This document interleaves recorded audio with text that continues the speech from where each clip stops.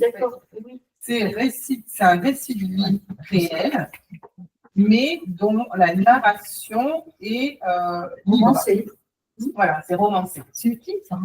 Ah ben là, moi, oui, c'est très utile, heureusement pas. Je trouve que c'est un genre qui permet d'une part de protéger les vrais protagonistes, mais de se permettre des libertés pour mieux faire passer les messages. Parce que des fois, on n'a pas forcément tout vécu, mais une situation peut vraiment éclairer un message qu'on a envie de transmettre, mais si on ne l'a pas vécu, qu'est-ce qu'on fait? On ne la met pas. Alors qu'avec l'autofiction, du coup, le lecteur, il va mieux comprendre, c'est plus percutant plutôt que d'aller expliquer ce que la personne a ressenti. Enfin, je vous explique des fois, c'est que parfois, au lieu d'aller faire 2 pages déroulant ce qui se passe dans notre tête, comment on le ressent, machin, un dialogue, une anecdote, voilà, va être tout de suite beaucoup plus parlante et plus marquante.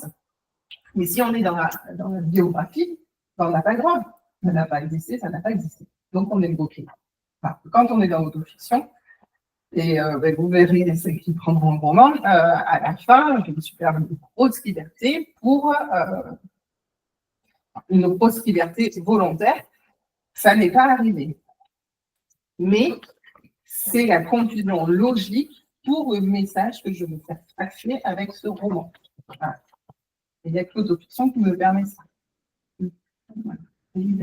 Et après, voilà, aussi, il y a des personnes qui m'ont parlé, qui se sont livrées, j'ai écouté, et j'ai eu aussi envie d'expliquer différents parcours. Donc, je les ai appropriés à des personnages de mon roman, mais ce n'est pas forcément eux qui les ont vécus, ou enfin, voilà, même par rapport à l'entourage, la violence de l'entourage, je trouve justement avec la dépression, ils ne se rendent pas compte que de ne pas parler, ça peut être encore plus violent que de dire quelque chose. Et du coup, il y a une scène où c'est mon papa, du coup, qui apporte cette scène-là, qui est très difficile, et je lui fais porter, mais c'est pas forcément lui qui a fait ça.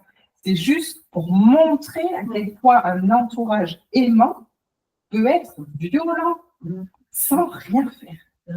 Mais voilà, donc du coup, je l'ai attribué à mon papa parce que c'est la personne qui aime le plus ma maman. Mais voilà, c'est juste cette scène-là, elle est très percutante. Et ça me permet, voilà, l'autofiction me permet ça. Mais j'ai été piochée un petit peu partout des témoignages et de ce que les gens avaient envie vraiment.